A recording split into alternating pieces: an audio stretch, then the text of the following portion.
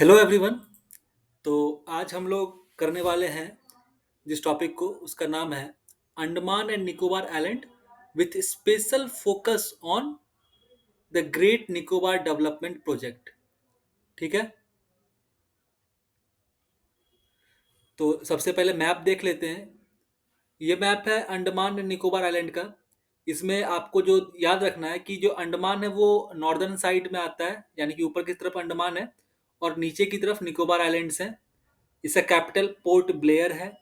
तो ऊपर से नीचे की तरफ अगर हम जाएं तो कौन कौन से आइलैंड है मेजर, वो याद रखना है। जैसे कि नॉर्थ अंडमान, उसके बाद मिडिल अंडमान, फिर लोअर अंडमान, उसके बाद लिटिल अंडमान। ठीक है। और इसके बाद जब आप और नीचे आते हैं तो आता है कार निकोबार आइलैंड, फिर टरासा आइलैंड, फिर Bompoka island, Nancowry island, Katchal island, little Nicobar. ठीक है। And great Nicobar. तो जो ग्रेट निकोबार प्रोजेक्ट है वो इसी इसी ग्रेट निकोबार आइलैंड पे हो रहा है। ठीक है। अब जैसे इस ग्रेट निकोबार आइलैंड को देख लेते हैं थोड़ा सा मैप में। तो ग्रेट निकोबार आइलैंड में सबसे पहले हमें याद रखना है कि यहाँ पे एक कैंपबेल बे नेशनल पार्क है। कैंपबेल बे नेशनल पार्क। ठीक है। और दूसरा है गलेथिया नेशनल पार्क। ठीक है। ये गलेथिया नाम बार बार आएगा तो ये नाम ध्यान रखना है, गलेथिया नेशनल पार्क। ठीक है। तो उसके बाद इसमें प्रोजेक्ट, इसमें जो सो हम लोग करने क्या वाले हैं, गवर्नमेंट क्या करने वाली है, तो कुछ कुछ डेवलपमेंट करने वाली है। तो क्या क्या डेवलपमेंट होगा, तो सबसे पहले हम लोग एक इंटरनेशनल कंटेनर ट्रांसशिपमेंट टर्मिनल बनाना चाहते हैं। उसका लोकेशन यहाँ पे होगा, गलेथिया बे के पास में। ठीक है। फिर हम लोग एक इंटरनेशनल एयरपोर्ट बनाना चाहते हैं, उसका लोकेशन भी आप देख सकते हैं, नंबर 2। उसके बाद फिर इस एरिया में हम लोग एक टाउनशिप एरिया डेवलपमेंट बनाना चाहते हैं ताकि यहाँ पे कुछ इंसान रह सके। ठीक है। और नंबर 4, इस वाले लोकेशन पे एक पावर प्लांट चाहिए, हम लोग बनाना चाह रहे हैं। ये प्रपोज्ड है। तो इसको लेकर के प्रॉब्लम क्या है कि बहुत सारे लोग इसको लेकर के अपोजिशन डाल रहे हैं कि इससे जो यहाँ की इकोलॉजिकल बैलेंस है वो बिगड़ जाएगा। तो देखते हैं इसको थोड़ा डिटेल में। ठीक है। तो बाकी ये दोनों मैप आपको ध्यान में रखना है कि कौन सा कहाँ पर है।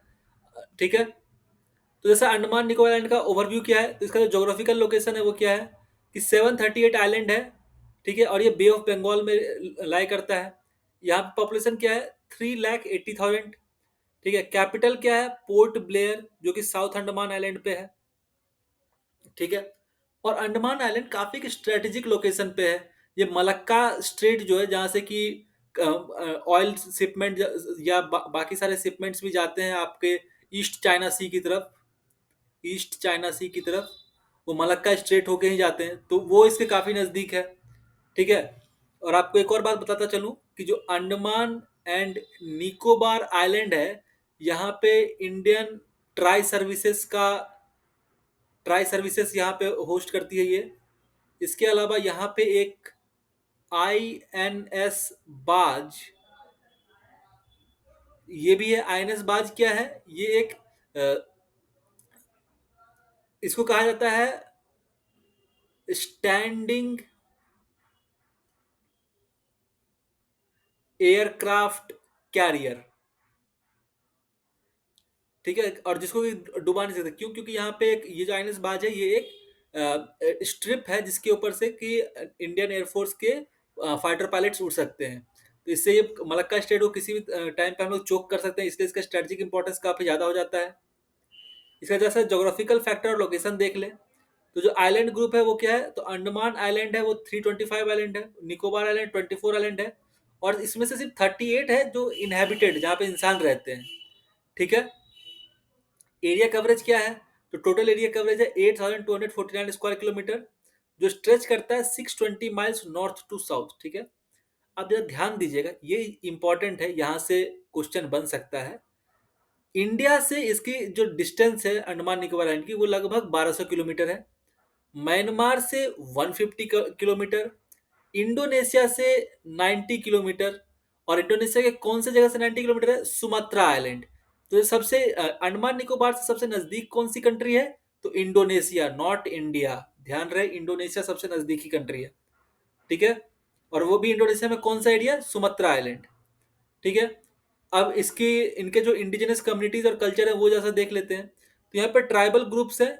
और यहाँ पे जो सर ये तो इम्पोर्टेंट पॉइंट हो जाएगा, यहाँ पे 6 इंडिजिनस ट्राइब्स रहते हैं। कौन कौन से, ध्यान रखिएगा, ग्रेट अंडमानीज, जारवा, सेंटिनलीज, ओंजे, शोम्फिन, निकोबारीज। इसमें से सेंटिनलीज आइलैंड ट्राइब है, ये अनटच्ड है, ठीक है, अनटच्ड ट्राइब, ठीक है। यानी कि अभी तक इनका मेनलैंड के साथ या किसी भी बाहर के लोगों के साथ कोई कनेक्शन नहीं है, ठीक है। और यहाँ पे जो ट्राइब्स हैं वो पर्टिकुलरली वल्नरेबल ट्राइबल ग्रुप के अंदर प्रोटेक्टेड हैं बाय स्पेशल लॉ। यहाँ पे जो कल्चरल हेरिटेज है वो काफी यूनिक है। इनके language, custom, traditional knowledge system, ये सारे डेट बैक करते हैं थाउजेंड्स ऑफ ईयर्स को, ठीक है। उससे ये अंडमान निकोबार आइलैंड एक बायोडाइवर्सिटी हॉटस्पॉट है। कैसे बायोडाइवर्सिटी हॉटस्पॉट है, तो सबसे पहले 85% ऑफ जो आइलैंड है ये ट्रॉपिकल रेन फॉरेस्ट है। इंडिया में बहुत कम ट्रॉपिकल रेन फॉरेस्ट है, उसमें से एक अंडमान निकोबार है, ध्यान रहे। वाइल्ड लाइफ स्पीसीज की बात करें तो 246 bird species, 99 endemic species, 24 endemic reptiles. इसके बाद मरीन लाइफ की बात करें तो यहाँ पे काफी एक रिच कोरल रीफ है, सी टर्टल है, और काफी सारे फिश के स्पीसीज भी यहाँ पे हैं। और कंजर्वेशन स्टेटस की बात करें तो यूनेस्को बायोस्फीयर रिजर्व है ये, यहाँ पे रामसार वेटलैंड साइट्स है, ठीक है। इसके अलावा ये रीजन है यहाँ पे काफी ज्यादा सिग्निफिकेंट इकोलॉजिकल इंपॉर्टेंस भी है। क्यों? क्योंकि यहाँ पे एक यूनिक बायोडाइवर्सिटी है और जो कि प्रोटेक्टेड है बाय कंजर्वेशन स्टेटस। ये मेन रीजन बनता है कि क्यों काफी सारे लोग ग्रेट निकोबार डेवलपमेंट प्रोजेक्ट का विरोध कर रहे हैं, ठीक है। अब स्ट्रेटेजिक इंपॉर्टेंस क्या है, तो सबसे पहले तो मैरीटाइम सिक्योरिटी के लिए इंपॉर्टेंट है, क्योंकि इसके मदद से हम लोग कंट्रोल कर सकते हैं जो की सी लेन है, जो कि स्पेशली अगर मैं बात करूं तो मलक्का स्ट्रेट, ठीक है। और मलक्का स्ट्रेट को मॉनिटर यहाँ से कर सकते हैं, ठीक है।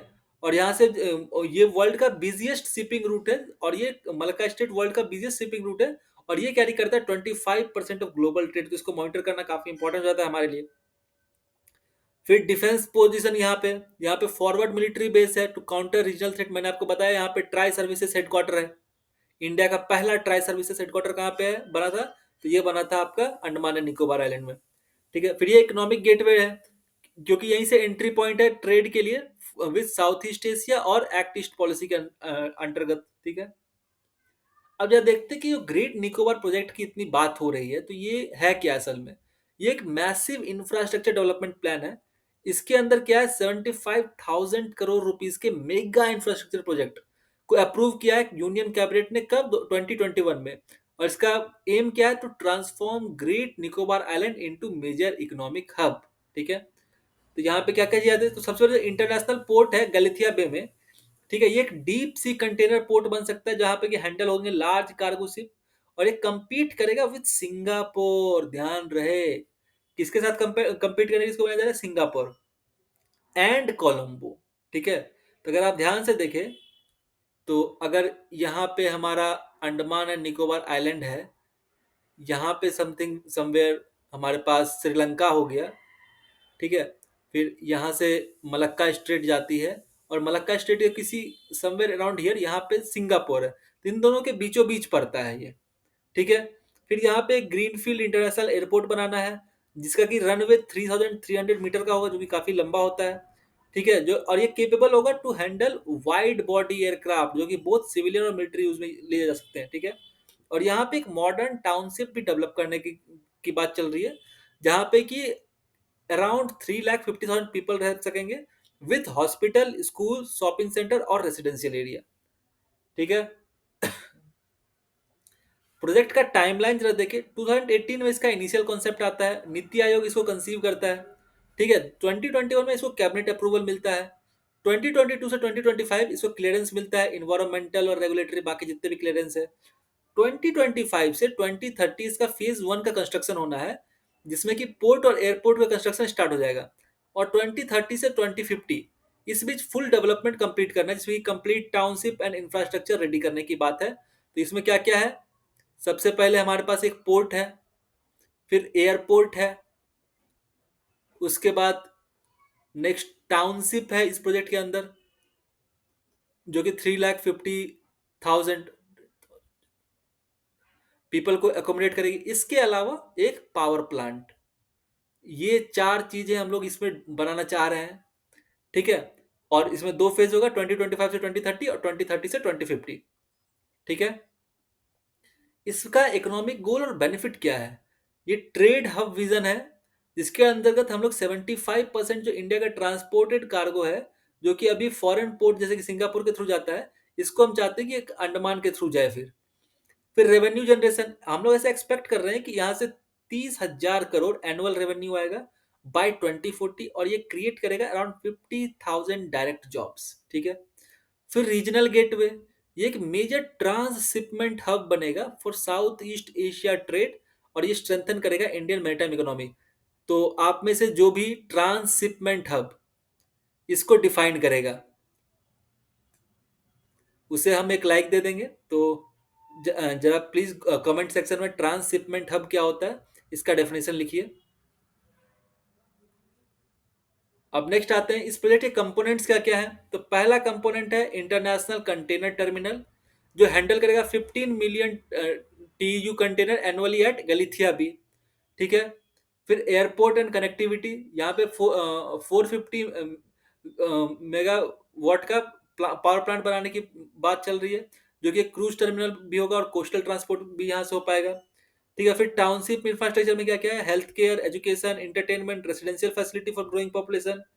ठीक है, फिर सपोर्टिंग सिस्टम में क्या है, यहाँ पे सिर्फ ब्रेकिंग यार्ड होगा, फ्री ट्रेड जोन होगा, लॉजिस्टिक एंड स्टोरेज फैसिलिटी होगा। ठीक है, अब इन्वायरमेंटल कंसर्न क्या क्या आ रहे हैं कि ये जो प्रोजेक्ट है, इसमें एस्टिमेटेड है कि 9.6 लाख ट्री को कट किया जाएगा, जिससे critical rain forest ecosystem destroy हो जाएगा। ठीक है, उसके बाद जो मेरीन इको सिस्टम है इसको थ्रेट मिलेगा। जो गलेथिया बे है ये एक रामसार वेटलैंड है, हमने स्टार्टिंग में बात की थी यहाँ पे वेटलैंड है। तो गलेथिया बे एक रामसार वेटलैंड है और ये काफी इंपॉर्टेंट नेस्टिंग साइट है for endangered leather back sea turtle. तो हमारे प्रीलिम्स के पॉइंट ऑफ व्यू से, स्पीसीज न्यूज के हिसाब से, leather back sea turtle important हो जाता है। तो प्लीज कमेंट में लेदर बैक सी टर्टल का आईयूसीएन स्टेटस बताइए। ठीक है, जो भी सही बताएगा उसे हम लोग लाइक दे देंगे। ठीक है, फिर बायोडाइवर्सिटी लॉस क्या क्या होता है, यहाँ पे हमें रिस्क है कि 650 प्लांट स्पीसीज और हंड्रेड्स ऑफ जो एंडेमिक एनिमल है, ये इसके अलावा और कहीं मिलते नहीं, तो इनका बायोडाइवर्सिटी लॉस हो जाएगा। ठीक है, फिर ट्राइबल राइट्स के लेकर के बातचीत है कि जो इंडिजिनस कम्युनिटीज है, जो हमने देखा था ऑनजे, जारविस, ये सारे जो कम्युनिटीज थे, इनके ऊपर एक रिस्क है। सॉम्फेन ट्राइब, जो कि एक पर्टिकुलरली वल्नरेबल ट्राइबल ग्रुप में आता है, ये फॉरेस्ट में रह रहा है फॉर 10,000 ईयर, और इसके सिर्फ 200 लोग बचे हुए हैं, तो इनके ऊपर खतरा है। इसके बाद निकोबारिस पीपल जो है, ये काफी लार्ज ट्राइबल कम्युनिटी है और ये डिपेंड करती है फॉरेस्ट और मेरीन रिसोर्स पे, ताकि सर्वाइव कर सके। फिर लैंड राइट इशू को लेकर बात है कि जो फॉरेस्ट राइट एक्ट है 2006 का, ये प्रॉपरली इंप्लीमेंट नहीं हुआ है, ट्राइबल कंसेंट भी अभी तक ऑब्टेन नहीं किया गया है। ठीक है, फिर कल्चरल थ्रेट की बात आती है कि जो लार्ज पॉपुलेशन इन्फ्लक्स होगा, हम लोगों ने 3.3 लाख 50,000 पीपल को वहां पे शिफ्ट करना है, ये तो उनके अंडमान निकोबार के टोटल पॉपुलेशन से भी ज्यादा है। तो अगर इतने सारे लोग का इन्फ्लक्स होगा, तो वहां पे जो आइसोलेटेड ट्राइब्स हैं, जैसे कि हमने सेंटिनलीज की बात की थी, वो आइसोलेटेड ट्राइब है, उनके अंदर डिजीज हो सकता आ सकता है और वो डिस्ट्रॉय हो सकता है उनका ट्रेडिशनल वे ऑफ लाइफ। ठीक है, फिर आता है जियोलॉजिकल और डिजास्टर रिस्क क्या है कि अंडमान निकोबार आइलैंड ये सिस्मिक एक्टिविटी जोन में आता है, और जो ग्रेट निकोबार है ये सिट करता है on a mega thrust fault, जो जिसकी वजह से 2004 में ऑलरेडी इंडियन ओशन में सुनामी आ चुका है। लैंड सब्सिडेंस का खतरा है, जो आइलैंड एक्सपीरियंस करता है 15 फीट परमानेंट सिंकिंग। कब? जब 2004 में अर्थक्वेक आया था, जो कि जियोलॉजिकल इंस्टेबिलिटी को इंडिकेट करता है। फिर नेचुरल बैरियर रिमूवल की बात है कि जो प्रोजेक्ट है ये डिस्ट्रॉय कर देगा मैंग्रोव फॉरेस्ट को, जो कि सुनामी और स्टॉर्म से इस आइलैंड को बचा रहा है। ठीक है, अब जरा इस प्रोजेक्ट का स्वॉट एनालिसिस करते हैं। स्वॉट analysis, strength, weakness, opportunity, threat. Strength क्या क्या है, strategic location near Malacca strait, और इसमें पोटेंशियल है कि ह्यूज इकोनॉमिक बेनिफिट दे सकता है। ये स्ट्रेंथन करेगा इंडिया की maritime position in Indo Pacific. ठीक है, मेजर वीकनेस क्या है, severe environmental damage, threat to indigenous tribe, geological instability, high disaster risk in seismic zone. फिर opportunity, regional trade hub development हो सकता है, जॉब क्रिएट हो सकता है, connectivity with South East Asia improve हो सकती है। मैरीटाइम सिक्योरिटी बढ़ सकती है यहाँ से। थ्रेट क्या है? International criticism, legal challenges, environmental activist opposition, potential project delay and cost overrun. Cost overrun India में एक बहुत बड़ा प्रॉब्लम है। ठीक है। फिर लीगल एंड रेगुलेटरी चैलेंज को जरा देखें। जो फॉरेस्ट राइट एक्ट है 2006 का, इसको बाईपास किया गया है। प्रोजेक्ट में जो अप्रूवल लेनी होती है ट्राइबल से, वो नहीं लिया गया है। इन्वायरमेंटल क्लियरेंस को लेके इशूज है। जो क्रिटिक्स है ये क्या कह रहे हैं कि जो इम्पैक्ट असेसमेंट है ये काफी इनएडिक्वेट था और ये लैक करता है मल्टी सीजनल डाटा। फिर आता है नेशनल ग्रीन ट्राइब्यूनल कंसर्न। जो इन्वायरमेंटल कोर्ट है ये प्रोजेक्ट को क्लियरेंस को रिव्यू कर रही है। क्यों? क्योंकि बायोडाइवर्सिटी स्टेट है यहाँ पर। फिर international obligation, UNESCO world heritage site status जो है ये वायलेट होगा यहाँ पे, जिससे इफेक्ट होते हैं इंडिया के कंजर्वेशन कमिटमेंट को लेकर के भी इफेक्ट आ सकता है।